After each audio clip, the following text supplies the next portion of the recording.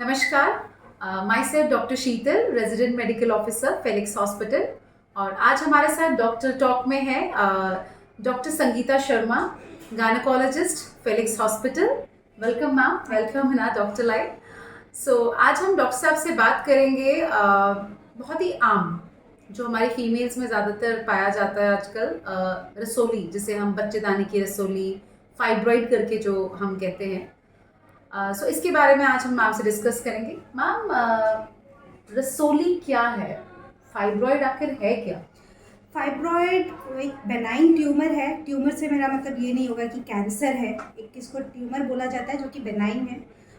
ये एक fibromuscular tissue जो यूट्राइन वॉल है उससे बनता है और ये बहुत ही कॉमन हो गया है आज की डेट में।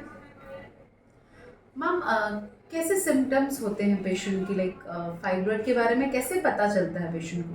फाइब्रॉइड देखिए आज की डेट में इतना कॉमन है क्योंकि हम लोग अल्ट्रासाउंड्स वगैरह कराते हैं तो एक फाइंडिंग मिल जाती है, इंसिडेंशियल फाइंडिंग मिल जाती है। पेशेंट को बहुत बार कोई प्रॉब्लम होती भी नहीं है इसकी वजह से, या तो वो उसका साइज़ बहुत बढ़ गया होता है तब उसको होता है कि नहीं मेरे को कुछ फुलनेस फील हो रही है, या पीरियड्स की इरेगुलरिटी हो जाती है कि पीरियड्स बहुत ज़्यादा आ रहे हैं। कुछ पेशेंट्स का होता है कि नहीं हमें सिर्फ एक बल्ज फील होना शुरू हो गया, फाइब्रॉइड कुछ कर भी नहीं रहा है उनको। बट मोस्टली ये एसिम्टोमेटिक होता है। जब इसकी वजह से कोई प्रॉब्लम आती है तो हमें देखना पड़ता है फाइब्रॉइड्स, क्योंकि जहाँ पे लोकेटेड है उससे फ़र्क पड़ता है। एक होता है बच्चेदानी में अंदर की तरफ अगर फाइब्रॉइड बल्ज कर रहा है तो वो पेशेंट्स हमारे पास आएंगे कि पीरियड्स हमें बहुत ज़्यादा आ रहे हैं, बहुत क्लॉट्स पास होते हैं, हमें बहुत पेन होता है पीरियड्स के दौरान, या फिर हमें ब्लीडिंग पीरियड्स ख़त्म होने के बाद भी बीच बीच में होती रहती है। लेकिन जिन लोगों को फाइब्रॉइड बाहर की तरफ होता है, यूट्रस वॉल की बाहर की तरफ जब बल्ज कर रहा होता है तो उनको कोई भी प्रॉब्लम नहीं हो रही होती है, अनलेस एंड अनटिल उसका साइज़ इतना बड़ा है कि उनको प्रेशर सिम्टम्स फील होंगे। जैसे बार बार यूरिन हमें आता है, हमें यूरिन जाते हैं तो खुल के नहीं आता है, या हमें बार बार कॉन्स्टिपेशन होता रहता है, एक प्रेशर फील होता रहता है पीछे की तरफ। उसके अलावा कुछ लोग सिर्फ ये लेके आते हैं कि पीरियड्स के दौरान पेन बहुत ज़्यादा होता है, जिसको हम डिस्मेनोरिया कहते हैं। वो मेनली उनमें होता है जिनमें यूट्राइन वॉल के अंदर की तरफ ही सिर्फ ये फाइब्रॉइड होता है। 70 to 80% में तो कोई सिम्टम होता ही नहीं है, जस्ट एक अल्ट्रासाउंड कराया और उसमें फाइब्रॉइड आ जाता है। ओके, सो आपका कहने का मतलब है कि इसको अगर हमें पता लगाना है तो अल्ट्रासाउंड ही मेन इसका डायग्नोस्टिक प्रोसीजर रहेगा।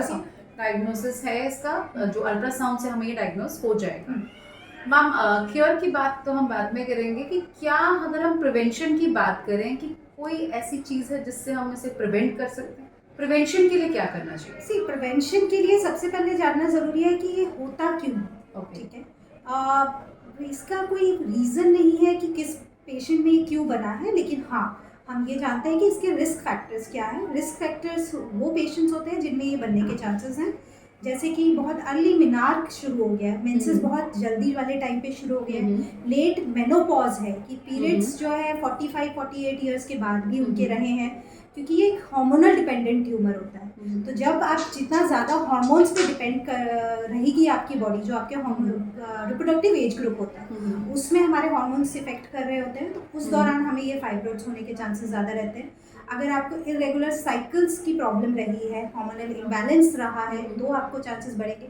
आपका लेट प्रेगनेंसी, जो एल्डरली प्राइमी होते हैं या जो इनफर्टाइल पेशेंट्स होते हैं उनमें, क्योंकि जो डिप्रेशन होना होता है हमारे हार्मोन्स का, पीरियड्स नहीं आ रहे हैं, एक्सपोजर ईस्ट्रोजन और प्रोजेस्टेरोन का नहीं हो रहा है एंडोमेट्रियम में, उस दौरान क्योंकि लंबी साइकिल हो गई कि जल्दी पीरियड्स आ गए, लेट में बंद हो रहे हैं, तो उतना ही ज़्यादा एक्सपोजर हो रहा है हार्मोन्स का, तो उन पेशेंट्स में होने के चांसेस ज़्यादा होते हैं। हार्मोनल इम्बैलेंस अब किन पेशेंट्स में हमें ज़्यादा मिलते हैं, जिसमें ओवरवेट पेशेंट्स होते हैं उनमें होगा। पेशेंट्स की डाइटरी हैबिट्स अगर ठीक नहीं है, हेल्दी लाइफस्टाइल नहीं जी रहे हैं, तो ऐसे में ये फाइब्रॉइड्स होने के चांसेस ज़्यादा हो जाते हैं। तो आपका कहने का मतलब है कि जैसे वेट लूज करना, अपनी लाइफस्टाइल को चेंज करना, लाइफस्टाइल को ये चेंज चीज़ों से करेंगे, हेल्दी ठीक हो डाइट्स सकता है। रखेंगे, एक्सरसाइज अच्छे से करेंगे, वेट गेन नहीं होने देंगे, और कोई भी अगर प्रॉब्लम आ रही है तो अर्ली डायग्नोसिस के लिए अगर डॉक्टर के पास आएंगे तो वो आपको प्रिवेंशन में हेल्प करेगा। अब अगर ट्रीटमेंट की हम बात करें तो ट्रीटमेंट में क्या इसका इलाज सिर्फ ऑपरेशन ही है, या हम इसको कंजर्वेटिवली भी ट्रीट कर सकते हैं? अनफॉर्चुनेटली अगर आपको फाइब्रॉइड का ट्रीटमेंट पूछना है तो हाँ, उसको श्रिंक करने का, उसको ख़त्म करने के लिए कोई भी ट्रीटमेंट नहीं है, सीधे सर्जरी होता है। बट अगर आप मुझे बोलेंगे कि फाइब्रॉइड पेशेंट में आया और आप सीधे सर्जरी करेंगे, नहीं, हर पेशेंट को सर्जरी की ज़रूरत नहीं होती है। डिपेंड करता है पेशेंट को प्रॉब्लम क्या है। जैसे मैंने बोला 70 to 80% में तो पेशेंट को कोई प्रॉब्लम ही नहीं है। तो अगर फाइब्रॉइड आ गया तो हम उसका ट्रीटमेंट नहीं करेंगे, बिकॉज एक बार मेनोपॉज आएगा, पेशेंट के पीरियड्स बंद होंगे तो ये अपने आप थोड़ा थोड़ा श्रिंक करना शुरू कर देता है, तो हमें उसको ट्रीट करने की ज़रूरत ही नहीं है। हाँ, जिस पेशेंट को जो सिम्टम्स हैं हम उसके अकॉर्डिंगली ट्रीट करते हैं। पेशेंट को अगर पीरियड्स की रेगुलरिटी हो रही है तो हम उसके लिए मेडिकेशंस हैं कि पीरियड्स कम आए, रेगुलर रहें, उनके लिए हार्मोनल पिल्स हम देते हैं। अगर पीरियड्स बहुत ज़्यादा है तो एक ट्रेनिक्सा की टैबलेट होती है जो एंटीफिब्रोलिटिक होती है, वो हम ट्राई करते हैं और उससे पेशेंट आराम से अपनी डे टू डे लाइफ जीता है, कोई उसको ऑपरेशन की ज़रूरत नहीं है। हाँ, इनफर्टिलिटी एक कॉज है कि फाइब्रॉइड की वजह से प्रेगनेंसी नहीं हो पा रही है, लेकिन उसका भी एक रीज़न है। अगर फाइब्रॉइड यूट्रस के बाहर की तरफ है तो आपकी फर्टिलिटी पे उसका कोई इफेक्ट नहीं आता। बट अगर वो यूट्रस के अंदर है तो इम्प्लांटेशन में प्रॉब्लम कर सकता है, अर्ली अबॉर्शंस हो सकते हैं और प्रीटर्म लेबर हो सकता है। तो उसमें हम अवॉइड करते हैं कि हाँ हमें शायद सर्जरी करनी पड़ जाएगी, बट अगर कोई और प्रॉब्लम नहीं है तो हमें इनफर्टिलिटी के लिए भी उसको ऑपरेट करने से पहले हम डिसाइड करते हैं कि साइज इसका कितना बड़ा है, एग्जैक्टली पोजीशन उसकी कहाँ है और वो कहाँ प्रोट्रूड कर रहा है, उस पर डिपेंड। मैम, बहुत बार एज अ लेन मैन सबको ऐसा लगता है कि रसोली है, फाइब्रॉइड है तो वो कैंसरस होगा, कैंसर वाली चीज़ निकल आ गई। लोग किसी वजह से इस वजह से दिखाते भी नहीं, इसमें शायद ट्रीटमेंट बहुत सबसे आगे पहले हो तो जाएगा। अगर आपको रसौली है और कोई परेशानी लग रही है तो इसमें डरने की कोई बात नहीं है। जैसे मैंने बोला कि एक ट्यूमर है, लेकिन ट्यूमर का मतलब ये नहीं है कि ये मेलिग्नेंसी की तरफ जाएगा। इसमें बहुत रेयर चांसेस होते हैं कि ये ट्यूमर की तरफ जो है कैंसरस की तरफ बदलेगा। ये एक बेनाइन ट्यूमर है, एक रसौली आ गई है, ठीक है, वो कैंसर बनने के चांसेस उसके बहुत कम होते हैं, बट हाँ बहुत रेयरली होता है कि कैंसर बन सकता है, लेकिन उसका ट्रीटमेंट हमारे पास अवेलेबल है। तो जिस चीज़ का हमारे पास इलाज है उससे डरने की ज़रूरत नहीं है। और क्योंकि इसका कैंसर बनने के चांसेस नहीं होते हैं तो हम, जैसे मैंने बोला, हम ट्रीट भी नहीं करेंगे। अगर पेशेंट को कोई सिम्टम नहीं है, कुछ नहीं है, तो हम बोलते हैं ऑब्जर्वेशन पे रखेंगे। अगर हाँ उसका साइज़ अचानक से बहुत ज़्यादा बढ़ने लगा है या उसकी वजह से पहले प्रॉब्लम नहीं थी लेकिन अब प्रॉब्लम आने लगी है, तो ऐसे में पेशेंट्स को हम ईयरली अल्ट्रासाउंड मॉनिटरिंग पे रखते हैं कि उसका फाइब्रॉइड का साइज़ तो नहीं बढ़ रहा है या उसमें कोई चेंजेस तो नहीं आ रहे, तब चांसेस है कि कैंसर बन सकता है, बट वो बहुत रेयर है।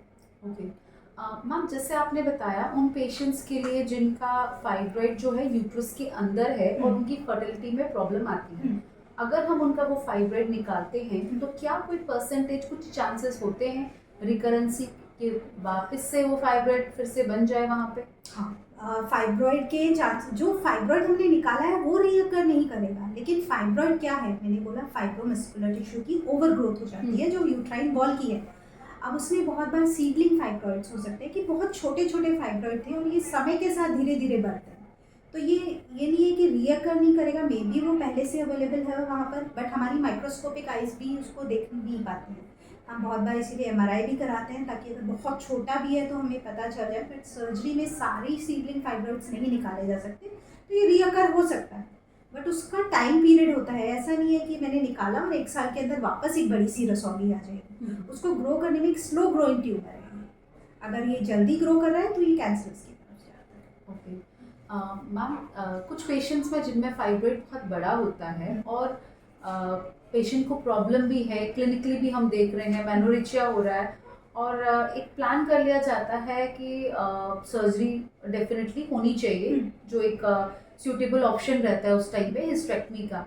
सो हम बहुत पेशेंट्स को उससे पहले एक बायोप्सी के लिए बोलते हैं। Why is it important? एक बार अगर आप हमारे पेशेंट्स को थोड़ा बता पाएँ कि क्यों हम उस टाइम पे बायोप्सी चाहते हैं, क्योंकि बहुत बार पेशेंट्स कंफ्यूज हो जाते हैं कि भाई ऑपरेशन जब हम प्लान कर रहे हैं तो हमें पता है कि एक मेजर ऑपरेशन है, पूरा यूट्रस निकलेगा। अगर हम बायोप्सी नहीं लेंगे तो बहुत बार हमने सिर्फ फाइब्रॉइड निकाल दिया लेकिन यूट्रस के अंदर कुछ और ग्रो कर रहा है। बायोप्सी हमें चाहिए होती है कि कोई कैंसरस ग्रोथ तो नहीं है, हमें सर्जरी उसी अकॉर्डिंगली उसको मॉडिफाई करना होगा। अगर सिर्फ मुझे फाइब्रॉइड निकालना है तो मैं उसको निकालूंगी, लेकिन अगर उसमें आ रहा है कि कोई कैंसरस ग्रोथ हो रही है तो मुझे ये देखना है कि अगर कैंसर ग्रोथ है तो वो कहाँ तक फैली है, क्योंकि अगर मुझे ऑपरेट करना है तो साथ में ओवरीज निकालनी है या नहीं निकालनी है, या साथ में कोई और स्ट्रक्चर इन्वॉल्व तो नहीं है जो पेशेंट को अभी प्रॉब्लम नहीं कर रहा है, लेकिन ऑपरेशन के 6 महीने बाद पेशेंट मेरे पास वापस आता है कि मेरे को तो अब ये भी प्रॉब्लम होने लगी है। तो मेजर ऑपरेशंस के लिए हमेशा इवैल्यूएशन पूरी तरह से होना चाहिए और अगर 1% भी चांस है उसमें कैंसर डेवलप होने का, तो मैं सिर्फ यूट्रस के साथ फाइब्रॉइड को निकालूंगी।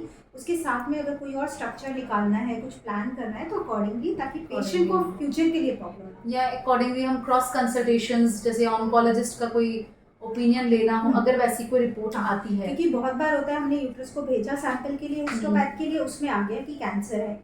अब एक बार ऑपरेट होने के बाद मैं पेशेंट को बोलूँ कि दोबारा ऑपरेट होना होगा, या फिर ऑन्को सर्जन आपको देखेंगे, रेडियोथेरेपी चाहिए होगी, तो पेशेंट के लिए भी थोड़ा अनकंफर्टेबल होता है।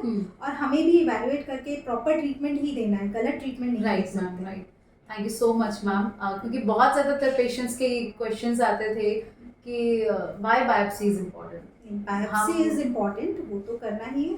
उसके अलावा हमेशा ज़रूरी नहीं है कि हिस्टेरेक्टमी हमें करनी पड़े। अगर पेशेंट को सिम्टम्स आ रहे हैं बट वो अपना यूट्रस प्रिजर्व करना चाहता है, वो बोलता है कि नहीं, मुझे अपना यूट्रस नहीं निकलवाना है, तो हमने मायोमेक्टमी करते हैं कि सिर्फ फाइब्रॉइड निकालेंगे। कुछ पेशेंट्स हैं जिसमें मायोमेक्टमी अगर पॉसिबल नहीं हो पा रही है, लेकिन हेल्थ रीजन की वजह से, तो एक और ट्रीटमेंट है इसमें, यूट्राइन आर्टरी एम्बोलिज्म, जिसमें हम अल्ट्रासाउंड गाइडेडली एक वायर अंदर डालते हैं और उसके अंदर एक केमिकल हम इंजेक्ट करते हैं, जिससे जो ब्लड सप्लाई हमारे उसको जा रही है फाइब्रॉइड को, वो बंद हो जाती है। और उसकी वजह से वो धीरे धीरे थोड़ा श्रिंक कर जाता है। तो वो भी एक ऑप्शन होता है जिन पेशेंट्स में सर्जरी पॉसिबल नहीं होती है मेडिकल रीज़न की वजह से, कि they have some heart disease और समथिंग, की एनेस्थीसिया देना इतना पॉसिबल नहीं होगा, या ओल्ड एज है या कोई प्रॉब्लम है, तो ऐसे पेशेंट्स में हम लोग यूट्राइन आर्टरी एम्बोलिज्म भी कर सकते हैं। Thank you so much ma'am, thanks a lot. तो देखा आपने, डॉक्टर साहब ने कितने बिल्कुल सिंपल शब्दों में हमें समझाया कि फाइब्रॉइड है क्या, किस वजह से होता है, क्या कंप्लेंट्स पेशेंट की होती हैं, और क्या ट्रीटमेंट ऑप्शंस हैं। सिर्फ एक हिस्टेरेक्टमी ही लास्ट ऑप्शन नहीं है। अगर हम चाहें तो सिर्फ अपने बच्चेदानी को बचा सकते हैं, सिर्फ रसोली को निकालने की ज़रूरत हो तो रसोली को निकालेंगे। और जैसे कि आप सब लोगों के बहुत बार क्वेश्चंस हमारे पास आए हैं कि हमें क्यों चाहिए, क्यों बायोप्सी का रिक्वायरमेंट है, हमें आके सीधा सर्जरी करवानी है 2 दिन, तो मैम ने आज आपको वो भी आपका कन्फ्यूजन दूर कर दिया। तो इसके रिगार्डिंग अगर आपके कोई भी क्वेश्चंस हो तो आप प्लीज़ हमारे कमेंट बॉक्स में अपना क्वेश्चन लिखें, या खुद आप मैम के पास आके मिल के अपने क्वेश्चंस का आंसर ले सकते हैं। Thank you so much. Thank you.